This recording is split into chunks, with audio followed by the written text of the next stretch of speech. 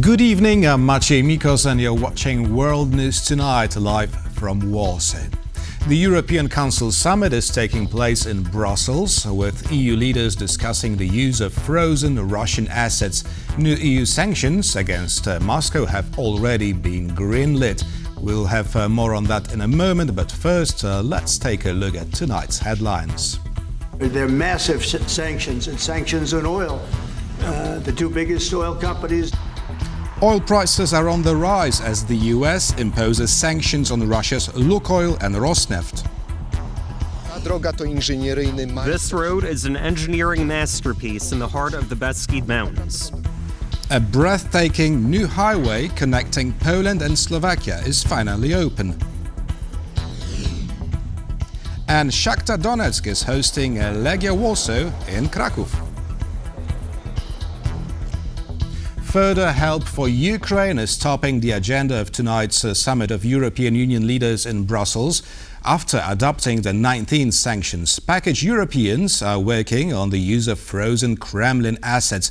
So let's now go live to our EU correspondent, Angela Skujins, in Brussels. Good evening, Angela. So what's the latest, and is there a consensus on Russia's frozen assets?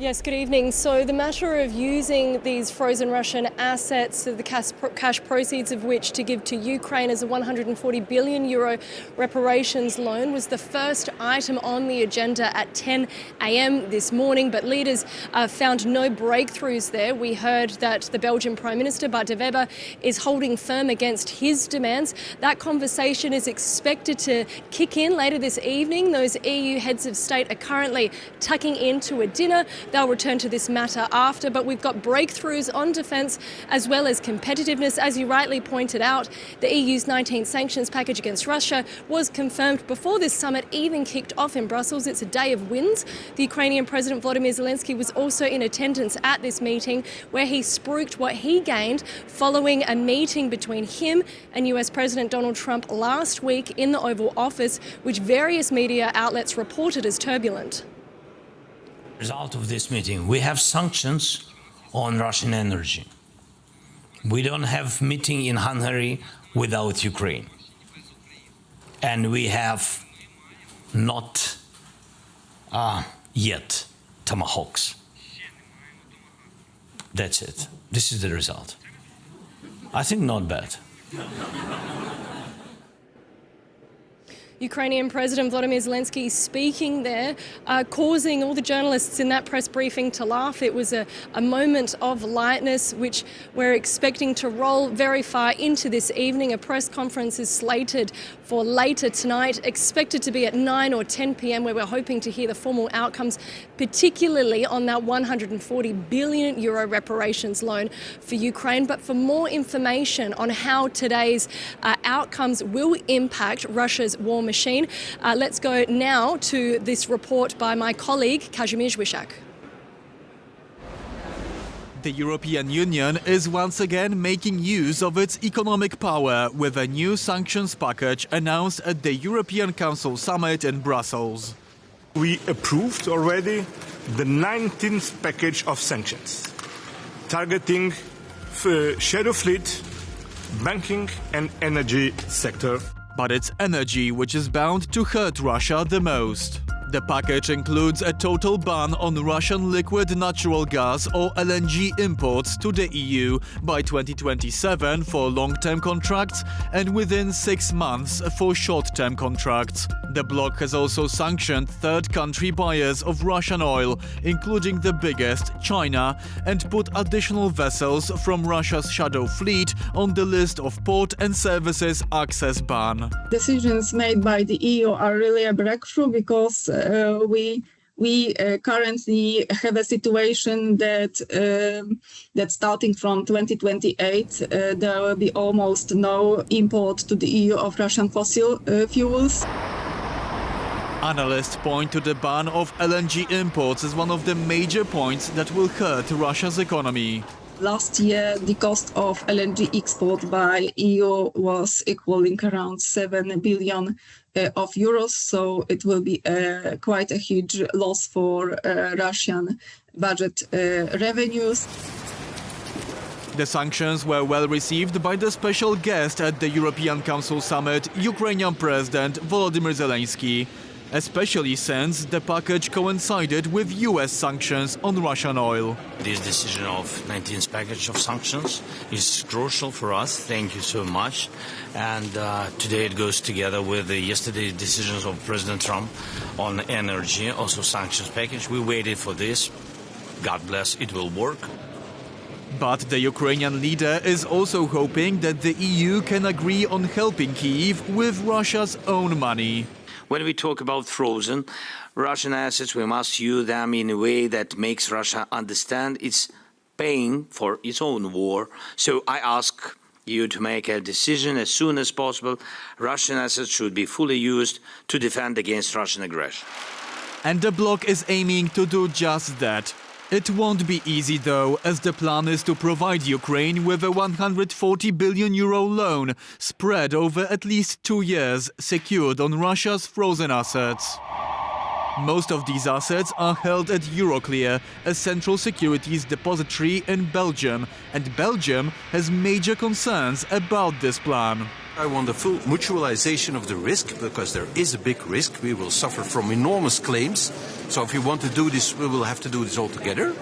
We want guarantees if the money has to be paid back, that every member state will chip in. The consequences cannot only be for Belgium. If these conditions are met and Belgium is satisfied that it won't be hung out to dry, Ukraine would receive a massive financial boost for the purchases of weapons. A boost which could prove crucial in its fight against Russia. For TVP World, I'm Kazimierz Łysiak. India and China are suspending purchases of Russian oil, Reuters reports. This comes as Lukoil and Rosneft, Russia's two biggest oil companies, were hit with US sanctions on Wednesday, the first such measure during Donald Trump's second term, and they can potentially reverberate across Central and Eastern Europe due to Lukoil's extensive business interests in the region. And now enough is enough. After months of pursuing diplomacy, Donald Trump decided to apply pressure on Russia and Vladimir Putin. There are massive sanctions, and sanctions on oil. The two biggest oil companies, among the biggest in the world, but they're Russian. They do a lot of oil. These are the first sanctions on Russia imposed during Trump's second term. What's important? They contain a threat of secondary sanctions, which the US government can slap on any entity on the planet. The penalty?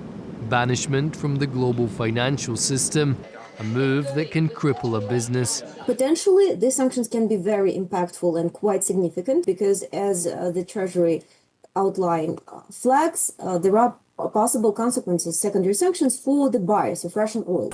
The sanctions are designed to make it harder for Russia to push its crude on the global market. And commodity traders seem to believe this will be the case, as the price of crude went up on Wednesday by 5%, which is a lot. Whenever the administration was using secondary sanctions, then it limited the sale of crude oil. However, historically, Moscow demonstrated that it can adapt to sanctions and circumvent them to keep oil flowing, so vigilance is crucial. The sanctions per se, it's not enough to introduce them, because Russia finds a way to circumvent them typically within 1-3 months. It varies, of course, but in general, it's not enough to just introduce sanctions and just let them be. The sanctions are already biting, with media reports that India and China, the two biggest buyers of Russian oil, are winding down their purchases. The newest US sanctions will also reverberate throughout Central and Eastern Europe, as Lukoil owns refineries in Romania and Bulgaria and is a major oil supplier to Hungary and Slovakia. Will Hungary and Slovakia manage to find Russian contractors who are not part of those sanctioned companies or who don't have access to them all? That will be very difficult.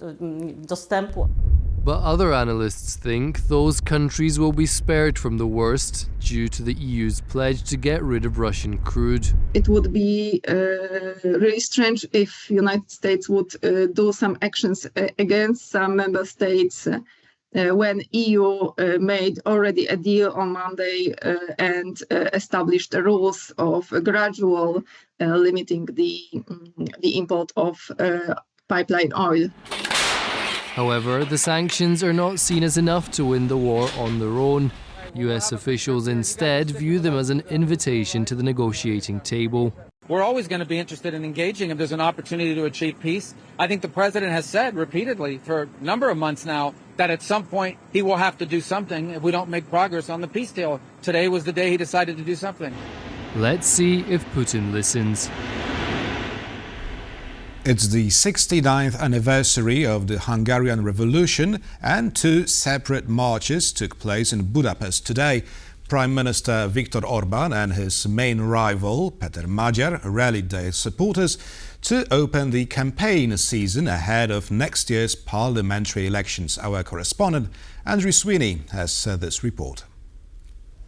I'm standing outside the Terraháza. This was the headquarters of the Hungarian secret police during the communist era. It is a symbol of shared trauma in Hungary and a location often of marches and commemorations for unity to remember the Hungarian Revolution of 1956. However, today the two marches that took place here could not have done more to highlight the divisions in this country. One led by pro-Russian Prime Minister Viktor Orbán and his ruling Fidesz party took place outside the Hungarian parliament. The other rally snaked its way through the city up the central Andrássy Boulevard, led by Péter Magyar and the opposition group TISA. It was considerably more attended than Orbán's rally, has to be said. Hundreds of thousands made their way through Budapest. At times, it was possible to see people reenacting scenes from the 1956 revolution, and it was also not uncommon to hear the cry of Ruski Haza, which means Russian go home at times. What has often been a moment of solemn commemoration and unity in Hungary now represents the starting pistol for the upcoming Hungarian parliamentary elections next year in April. Where does Hungary stand in Europe?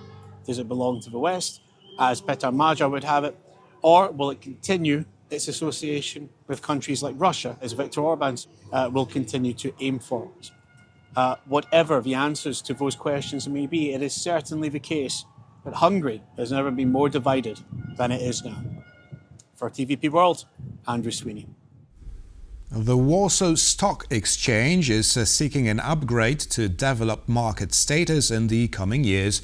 Such a change could give Polish companies access to more foreign capital and raise the international standing of the Polish market.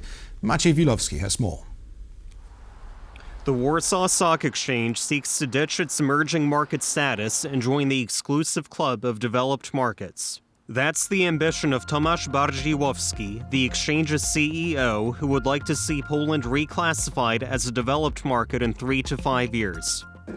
His ambition is backed by Poland's Minister of Finance and Economy, Andrzej Domański. That vision would require the approval of New York-based financial index provider MSCI, the official arbiter for classifying markets and exchanges. MSCI assigns countries one of 3 labels: developed, emerging, or frontier, based on factors like economic development, the size and liquidity of capital markets, and the ease with which foreign investors can access the local market.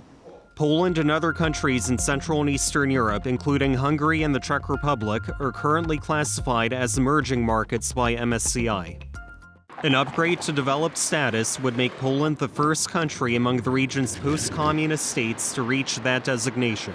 It would also give the more than 400 companies listed on the Warsaw Stock Exchange access to more foreign capital and potentially raise Poland's allure as an investment destination. 2025 has been a stellar year for Polish stocks, with Poland's benchmark WIG index hitting new record highs.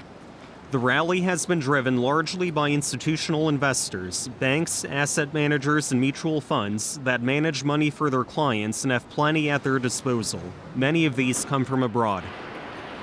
But individual investors from Poland have been less involved. Data shows that Poles are particularly skeptical about investing in stocks, and many instead prefer bonds, real estate, or simply keeping their savings in the bank.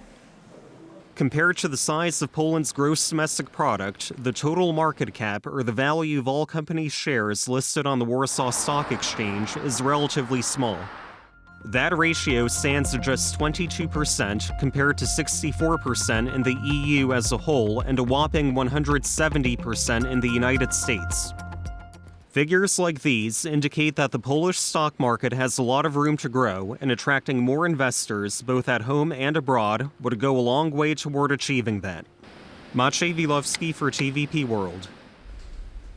After 2 years of delay, drivers traveling from Poland to Slovakia can finally witness the wonders of the most picturesque road in the country, the brand new S1 section in the heart of the Beskid Mountains. And it's not the only new highway opened in Poland in the last few days.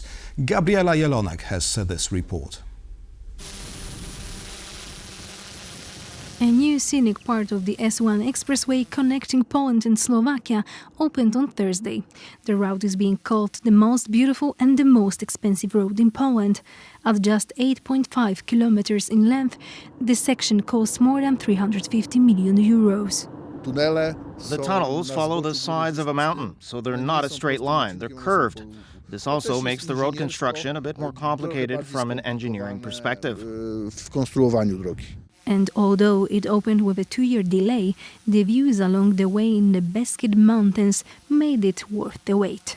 This road is an engineering masterpiece in the heart of the Beskid Mountains. You don't drive on this road, you float along it, admiring the beautiful views of rivers, scenic landscapes, and brooks. It's a pleasure to come here. The new section of the S1 is of great importance to drivers, but it's not the only important road in Poland that opened in October. Drivers from the Czech Republic can now travel to the Polish seaside city of Świnoujście via a single road, the S3 expressway. The Czech Republic has access to the sea. No, that's not a mistake. On Monday, the S3 route connected all of western Poland and the Czech Republic with the Polish Baltic Sea, with Polish ports. The newly completed route is crucial for the Polish ports of Świnoujście and Szczecin, which now have a direct, fast and convenient connection to southern Poland and the south of Europe. In 2025, Poland and its neighbors reached a milestone in expanding the road network connecting Central and Eastern Europe. Fast routes will link the Polish coast to the Czech Republic and Slovakia, as well as Warsaw to Lithuania. That road, the newly opened Via Baltica, runs north through Latvia and Estonia, all the way up to Finland. The road has a dual purpose. It will help grow the economies and strengthen the defense capabilities of the region, which is facing rising tensions between EU member states and Russia. Via Baltica, with its potential for dual use, represents an opportunity to strengthen our shared responsibility for security. Today, more than ever in European history, Poland is connected to its neighbors by fast routes, ones that combine convenience with breathtaking views, making the classic Euro trip through the heart of the continent an even more enjoyable experience. For TVP World, Gabriela Jelonek. It's another round of the UEFA's Conference League, and Shakhtar Donetsk is hosting Legia Warsaw. As Shakhtar's home stadium lies in the very middle of Ukraine's war zone, the displaced team plays its European games at Wisła Kraków Stadium in southern Poland. Our reporter, Alexandra Bulenda, is in front of the stadium in Kraków. Good evening, Alexandra. So who's winning this highly symbolic game? Well, Maciej, we are deep into the second half here in Kraków, and the score is level 1-1 between Shakhtar Donetsk and Legia Warsaw. But whatever happens in last final minutes, this night has already made history. Now, it is not often that Ukrainian football club hosts a Polish team on Polish soil, but Shakhtar Donetsk exiled by war, as you mentioned, has made Kraków its home ground this season. Now, forced out of Donetsk, first by separatists back in 2014 and then by Russia's full-scale invasion of Ukraine, Shakhtar now trains in Lviv and plays its European matches in southern Poland. For many Ukrainians in the stands, tonight's match is about pride and perseverance, football against the backdrop of war. And let's hear what they had to say. More than anything else, it's a matter of pride for me. I always go to these matches. It's not the first time or the last time. As for us not being able to play home matches right now, well, that's just how things are. We have to play here and it's going to be okay. It's a rare fixture born of war and resilience, but with minutes left on the clock, this match is already a reminder how sports bridges what history divides. Back to you. It was Alexandra Bulenda reporting from Kraków. Thank you very much. And we're back to our main topic of the day, the European Council summit in Brussels and the Western support for Ukraine, as for the first time during Donald Trump's second term, both the US and Europe imposed sanctions at the same time to cripple Russia's war machine. And to talk about it, we're joined by Gerlinda Nihus, a former Deputy Director for Defense and Security Cooperation at NATO. Good evening. Good evening. We need to put more pressure on Russia for the negotiations to begin, said Ukraine's President Volodymyr Zelensky today in Brussels. Has Europe done its share of work this time? Well, I guess later the night will say, because for the time being, the package on the sanctions from the EU, the 19th package, has been approved actually already yesterday. But there's still the ongoing discussion on the use of the frozen assets in the region of 140 billion euros because of the concerns from Belgium. And that discussion will be resumed after dinner tonight. So I guess we're going to learn at best in the late hours of the day.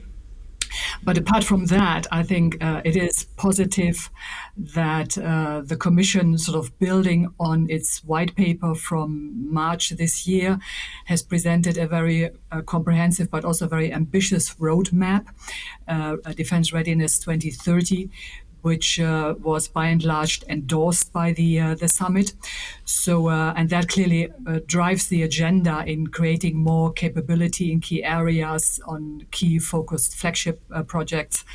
It pushes for industrial and financial levers. But also there, I mean, more work needs to be done because from those 9 capability coalitions, which are mentioned in the roadmap, only one so far really has lead nations, the one for drones and counter drones. Those probably will be the Netherlands and Latvia. But all the other ones, so 8, are still, in that sense, orphans. So they still need lead nations to take them forward. So that's an important job to be done in the months ahead. There remain big shortfalls when it comes to joint procurement. The paper admits that it currently is still under 20%. The EU aims to move this to 40% by 27, so also that will be quite a push. And then with my NATO background, I may add, there's also still a lot of haziness when it comes to a clear labor division between the EU and NATO, for example, in relation to the drone defense initiative and the Eastern Flank Watch. Yeah? So also there, more work needs to be done in order to have a really seamless cooperation between these two institutions. So now, progress, you yes. You said that we're still awaiting the decision on Russia's frozen assets. However, I'm wondering whether, if it's positive, Europe will use the money to buy European-made weapons for Ukraine. Yeah, I think that is what has also been confirmed or indicated by President Zelensky himself. That he says, he will predominantly use the money for buying European weapons. So not really reparation in that sense, but more dealing with the immediate needs of Ukraine, which I think is a logical move. But he also indicated that in case there are real urgencies, he needs to purchase the weapons where he gets them. Yeah, so I think he will want to retain some wiggling room there. But also that probably will be part of the negotiations which are currently still unfolding. Now, what do you make of the spectacular U-turn in Donald Trump's foreign policy towards Russia? I'm talking about new sanctions. Well, I think I have to, from my perspective, I'm pouring some water into this wine. I mean, I have read all these coverage on welcoming the sanctions on Rosneft and Lukoil and how great that would be.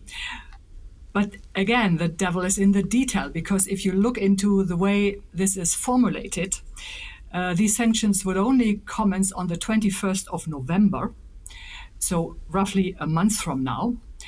And then the language which they are using, they talk about they may result in sanctions, and they may run the risk of being sanctions.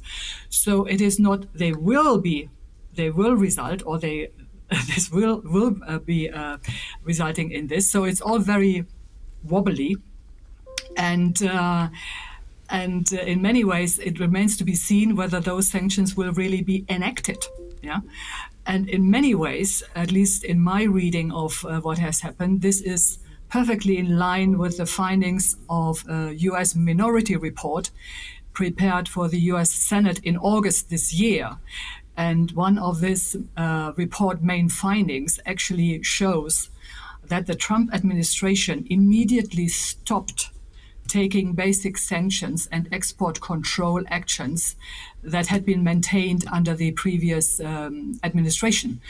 And incidentally, they also reduced the staff to enact on these sanctions. So I will stand to be convinced that these sanctions these new sanctions on Rosneft and Lukoil will be really imposed. Yeah? Well, Reuters reports that both India and China are already suspending the purchase of Russia's oil. Now, if it really happens, do you think that Vladimir Putin's regime can survive such an economic blow? Well, the higher the pressure on the Russian economy, the better. And I think we are seeing on many fronts already that the sanctions do have an impact. But we also still need to close the other remaining loopholes. I mean, the EU now with its sanction package has made progress in phasing out the LNG imports of Russian liquefied gas, putting more ships on the sanctioned list of the Russian shadow fleet. Yeah, but when I'm looking at the shadow fleet, I mean, according to a number of sources, the shadow fleet is by now in the region of 1,000 ships. The EU is sanctioning now about 500. So I'm just saying, also there's a way to go. Huh? Absolutely. Lukoil, I mean, why are we not targeting in Europe Lukoil itself and the network of its petrol stations? I mean, just as a case in point, I mean, Lukoil Romania last year made a turnover of over €1 billion, yeah, and Lukoil Belgium close to 1 billion. So, and we still have countries importing significant quantities of Russian crude oil. So I'm just saying, also on the European soil, among European members, yes, we are making progress, but there's more to be done. It's supposed to change in the very near future. Now, lastly, I'd like to ask you about President Zelensky's visit to Sweden. 150 Swedish Gripen fighter jets for Ukraine are on the table. Now, could they clear the Ukrainian skies from the Russian threat? But the question is, when will they get there? Frankly, that I don't know, because it wasn't really part of the information which was mentioned by either of the Swedish government or Zelensky himself. talking about that. But clearly, I mean, 100 or so Gripen won't arrive in one package, so it will be a process triggered over several years. And yes, it will be helpful, but it will need to be combined with other support to Ukraine, be this the long-range distance weapons, the famous Tomahawks from the US, or the Taurus from Germany, which still haven't been provided, although the Merz government initially indicated it would do so. So also there, I mean, we need to continue providing Ukraine with every support it needs in order to win this war on its own terms. President Zelensky believes that the issue with Tomahawks is not over yet. Gerlinde Niehaus, former Deputy Director for Defense and Security Cooperation at NATO, was our guest this evening. Thank you very much. Good evening. And thank you for watching, and stay with us for more news and interviews here on TVP World.